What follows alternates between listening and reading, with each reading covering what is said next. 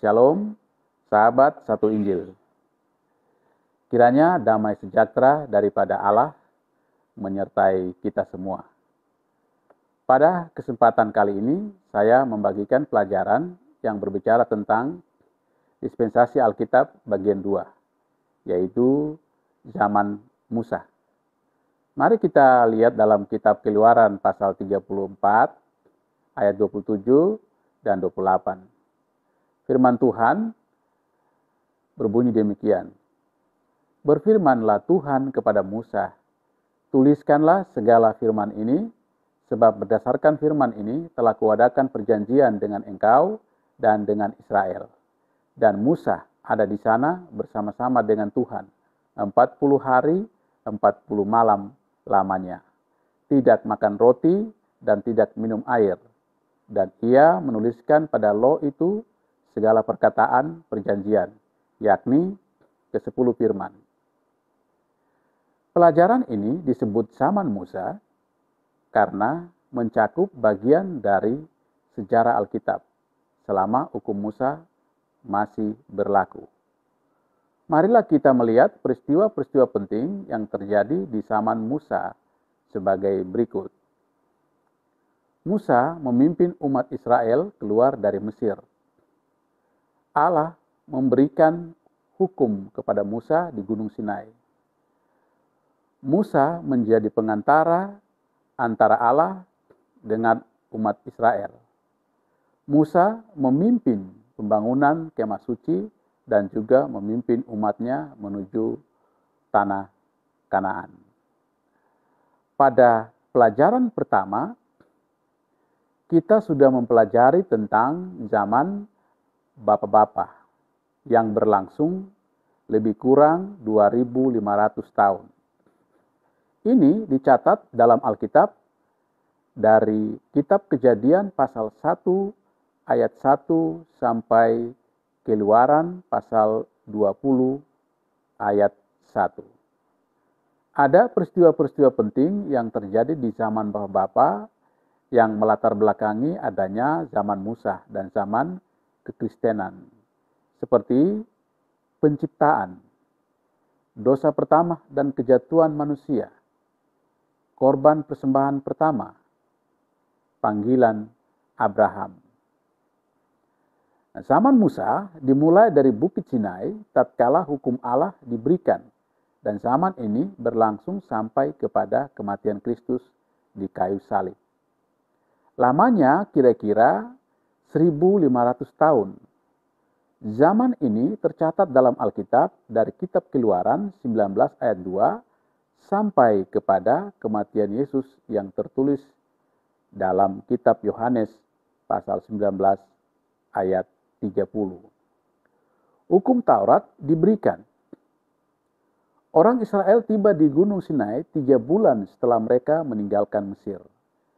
Keluaran pasal 19 ayat 1. Setelah berbicara dengan Allah di Gunung Sinai, Musa turun dan memerintahkan orang Israel untuk tidak naik ke bukit. Dan jangan menyentuhnya karena akan mengakibatkan kematian. Terdapat dalam Keluaran 19 ayat 12 sampai 23. Tuhan memanggil Musa naik ke gunung dan Allah memberikan 2 loh batu yang bertuliskan hukum Allah. Dalam Keluaran 24 ayat 12. Keluaran 31 ayat 18. Musa berada di gunung itu selama 40 hari 40 malam. Keluaran 24 ayat 18. Pada masa itulah ia menerima 10 hukum Allah dan hukum-hukum sipil lainnya untuk memimpin umat itu, dan juga ia menerima perintah untuk membangun kemah suci. Dalam Keluaran 25 sampai 27. Juga petunjuk tentang siapa-siapa saja imam yang akan melayani kemah suci itu. Dalam Keluaran 28 dan 29. Musa juga menerima rincian-rincian mengenai korban-korban yang harus dipersembahkan. Sementara Musa berada di atas gunung untuk menerima hukum, umat Israel mulai menyembah sebuah berhala yang dibuat oleh Harun dalam Keluaran 32 ayat 1 sampai ayat 6. Ketika dia kembali dan melihat orang-orang Israel menyembah berhala, Musa menjatuhkan 2 loh batu itu dan memecahkannya. Kita dapat perhatikan dalam kitab Keluaran 32 ayat 19. Setelah umat Israel menerima hukuman atas dosa-dosa mereka, dalam Keluaran 32 ayat 27 sampai 28, Musa mencoba untuk membuat korban atas dosa-dosa mereka. Allah lalu tetap mengizinkan Musa memimpin umat Israel menuju tanah Kanaan, yaitu tanah perjanjian. Kemudian Musa dipanggil lagi oleh Allah ke Gunung Sinai untuk menerima hukum untuk kedua kalinya. Dalam Keluaran 34 ayat 1 dan ayat 2. Dia menerima 2 loh batu seperti yang pertama, di mana di dalamnya tertulis 10 hukum Allah. Setelah 40 hari 40 malam di gunung itu, dalam Keluaran 34 ayat 38, Musa turun dan mendapati orang-orang Israel yang dengan tidak sabar lagi untuk menerima hukum itu dan berjanji akan mematuhinya. Suatu bagian hukum yang diterima oleh Musa di Gunung Sinai adalah syarat-syarat untuk membangun kemah suci sebagai tempat kebaktian. Orang-orang Israel membawa emas, perak, tembaga, kayu, kain lenan, kulit, dan lain-lain yang diperlukan untuk membangun kemah suci. Persembahan mereka sangat banyak sampai mereka harus dihentikan supaya jangan membawanya lagi. Dalam Keluaran 36 ayat 5 dan ayat 6. Kemah suci itu mempunyai panjang 45 kaki dan lebarnya 15 kaki. Dan dindingnya mempunyai ketinggian 15 kaki. Kemah itu menghadap ke timur dan dibagi dalam 2 bagian. Tempat suci adalah tempat imam-imam masuk setiap hari untuk mempersembahkan korban bakaran. Tempat maha suci adalah tempat untuk imam besar saja yang dapat masuk. Imam besar masuk ke tempat yang maha suci ini 1 kali setahun untuk menyucikan dosa-dosa umat Israel dengan jalan membawa korban persembahan. Struktur kemah suci ini dibuat sedemikian rupa sehingga dapat dibongkar kalau mereka berpindah ke tempat dan dibawa oleh anak-anak Gerson ke tempat yang baru. Bilangan 4 ayat 21 sampai 26. Dari ke-12 anak Yakub, maka suku Lewi dipilih menjadi imam-imam untuk melayani kemah suci. Gerson adalah anak Lewi yang tertua dan adalah tanggung jawab keluarganya adalah untuk memindahkan dan membawa kemah suci. Kemah suci itu selesai pada hari pertama dan tahun kedua setelah orang Israel meninggalkan Mesir.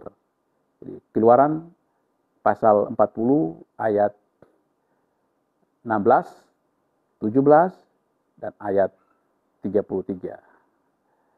Orang Israel memasuki tanah Kanaan. Orang Israel meninggalkan Gunung Sinai pada hari ke-20, bulan kedua, pada tahun kedua atau 50 hari setelah kemah suci itu selesai. Bilangan 10 ayat 11 dan ayat 12. Dalam waktu 3 hari mereka sampai di Azerot. Bilangan 11 ayat 35. Kemudian tiba di Paran. Bilangan 12 ayat 16. Di sini mereka mengirim 12 mata-mata untuk menyelidiki tanah Kanaan. Bilangan 13 ayat 1 sampai 3. 10 diantaranya membawa kabar buruk yang mengatakan bahwa orang Israel tidak akan dapat menguasai tanah Kanaan. Bilangan 11 ayat 30. Dua di antara mereka, yaitu Yosua dan Kaleb, mengatakan bahwa mereka dapat menguasai tanah itu. Tetapi sangat disayangkan karena orang-orang Israel percaya kepada 10 orang yang mengatakan bahwa mereka tidak akan dapat menguasainya. Mereka menangis dan ingin mengangkat seorang pemimpin untuk membawa mereka pulang ke Mesir. Dalam Bilangan pasal 14 ayat 1 sampai ayat 4. Karena ketidakpercayaan ini, Allah tidak mengizinkan mereka yang memberontak kepadanya untuk memasuki tanah perjanjian. Bilangan pasal 14 ayat 30 sampai 34. Mereka akan tinggal di padang belantara selama 40 tahun. Setahun bagi setiap satu hari mereka mengintai tanah itu. Musa dan Harun tidak diizinkan memasuki tanah Kanaan sebab dosa mereka di Kades. Bilangan 20 ayat 1 sampai 14. Pada waktu itu mereka tidak mempunyai air dan mereka bersungut-sungut dan menyatakan lebih baik mati bersama dengan saudara-saudara mereka dengan api di Tabera. Bilangan 11 ayat 1 sampai 3. Allah menyatakan kepada Musa dan Harun untuk mengambil tongkatnya dan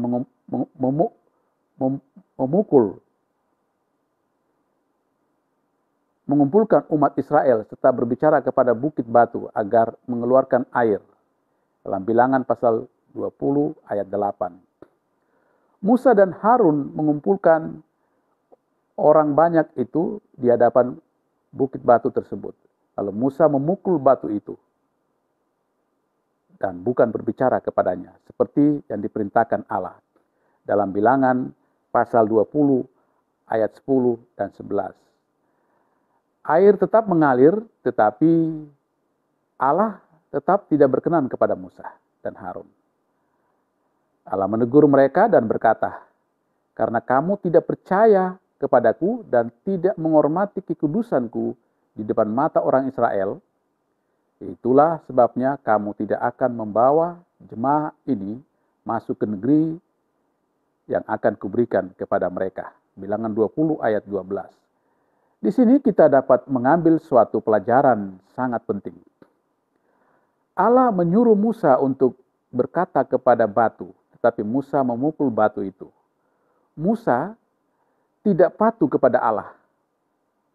Manusia mungkin menganggap ini sebagai hal kecil, tetapi tidak demikian dengan Allah. Ketidaktaatan Musa dan Harun ini menyebabkan mereka tidak dapat memasuki tanah Kanaan. Haruslah diingat bahwa Kristuslah jalan keselamatan, yaitu bagi yang taat kepadanya. Ibrani 5 ayat 8 dan ayat 9. Marilah kita mempelajari kehendak Allah dan mentaatinya seperti yang dinyatakan dalam Alkitab. Oleh karena Musa tidak dapat memasuki tanah Kanaan, Yosua dipilih untuk menggantikannya untuk melanjutkan perjalanan orang Israel ke tempat mereka yang baru. Bilangan 27 ayat 12 sampai 23. Musa naik ke bukit Pisgah dan dari sinilah Allah memperlihatkan kepadanya tanah Kanaan, walaupun ia tidak mengizinkan memasukinya. Dalam Bilangan pasal 34 ayat 1. Disinilah Musa mati pada usia 120 tahun. Dia dikuburkan di sebuah lembah dan di tanah Moab. Dan tidak seorang pun yang tahu tempatnya. Bilangan 34 ayat 5 dan 6.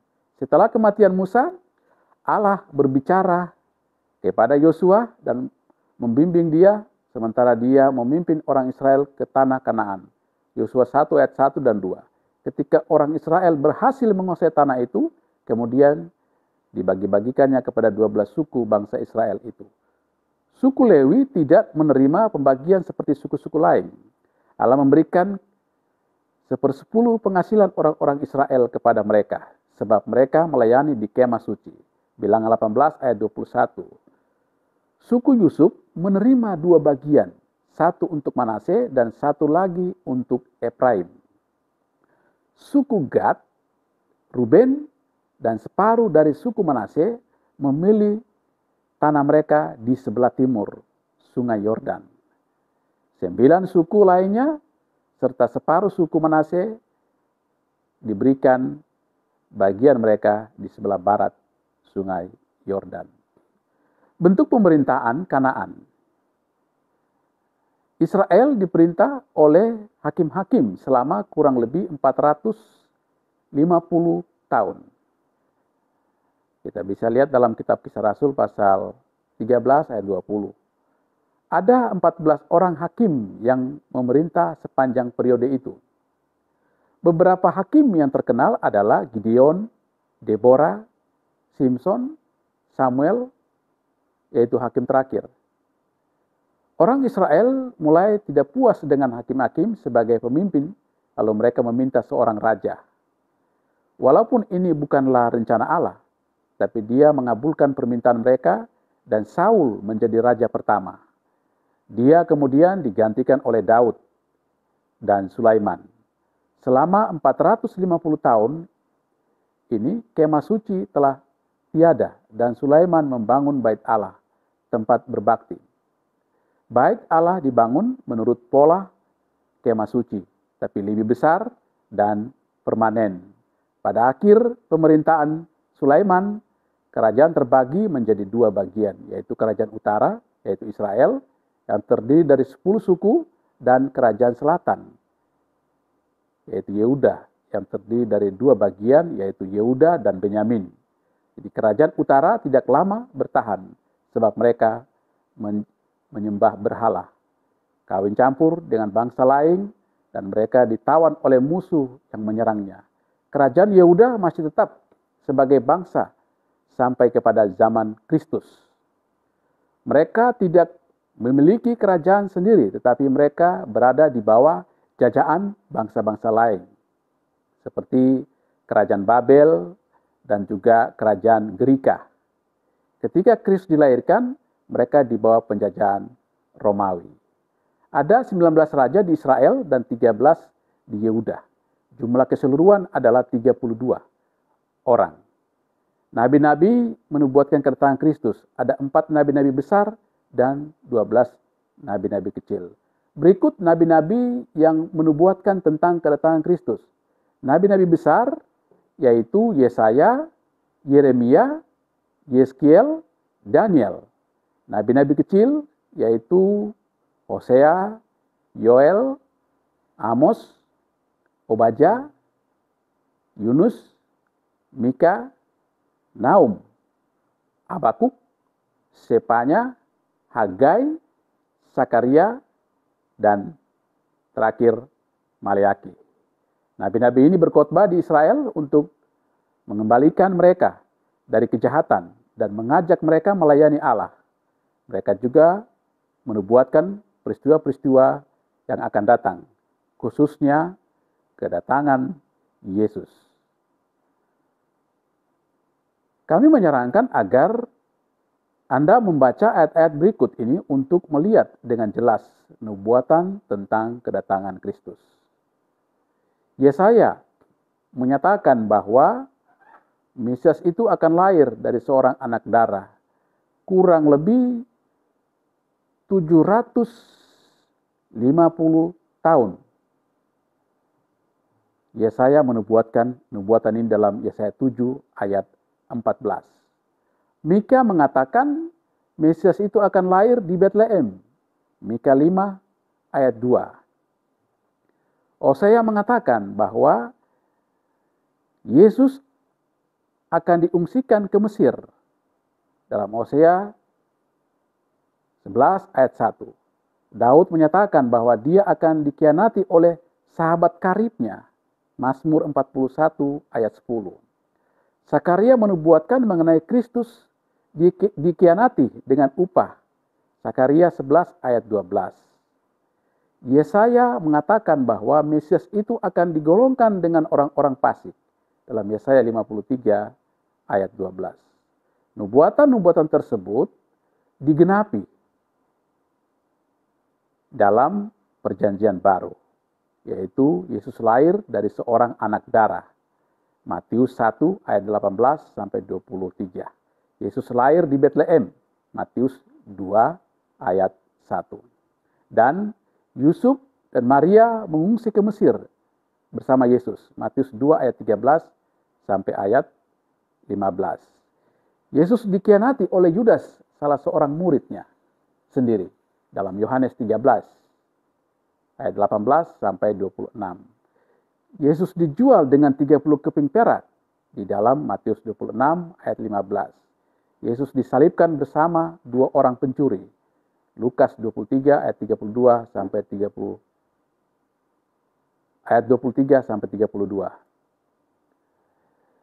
Itulah nubuatan yang digenapi di dalam perjanjian baru. Dengan demikian, pelajaran yang saya sampaikan pada kesempatan ini, tetap ikuti channel ini untuk mendapatkan update terbaru video satu Injil.